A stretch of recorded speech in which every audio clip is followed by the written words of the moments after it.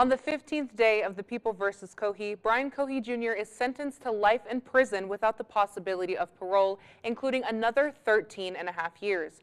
Rob Hagan was at the trial start and stands by live in the studio with the conclusion. Rob?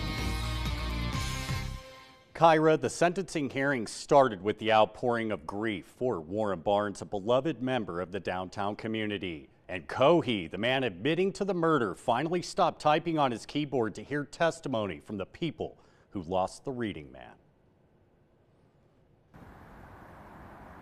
Newly laid flowers now blow in the wind, along with books and litter at the site where Warren Barnes was brutally murdered, decapitated, dismembered, and mutilated February 27, 2021. After living a nightmare for nearly 2 years in pain and anguish, Brian Cohee Jr.'s many victims will suffer in silence no more. On the 15th day of the People versus Cohee, victims confronted the murderer face-to-face in courtroom 11 at the Mesa County Justice Center, sharing the tragic, lifelong impact of Cohee's horrific actions. More than a dozen of Warren's family and friends spoke, including his sister Geraldine, who Warren called on her birthday, February 26, just 1 day before his murder. One of Warren's nieces said Cohee hurt his own family, plus hurt everyone with ADHD and autism spectrum disorder, and will burden every taxpayer in Colorado throughout his life in prison. One of Barton's cousins said Warren had a thirst for knowledge and reading.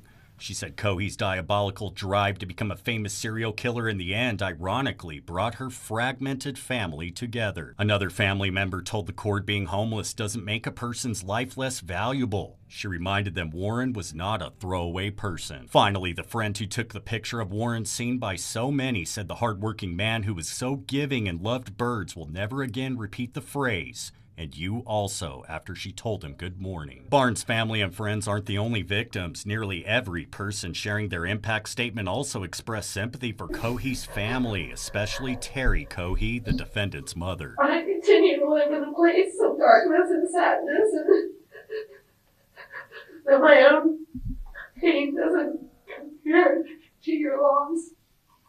I want you to know how sorry I am.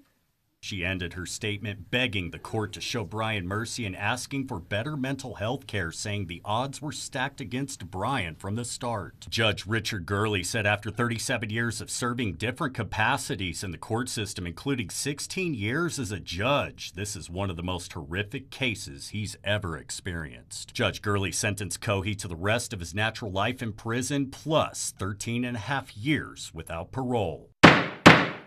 Justice served, and while Warren is gone, he will never be forgotten. Now, some of Warren's family members told me they choose to remember Warren where he was known and loved, at his memorial in downtown Grand Junction, not the murder site. And the lesson I took from this, no matter who you are, no matter where you are or what you do, you are loved just like Warren, and you will be missed. And just one side note, thanks to whoever left those flowers at the murder site. First on the Western Slope, Rob Hagan, KREX 5 News. Kyra. Well, Rob, thank you. Great reporting.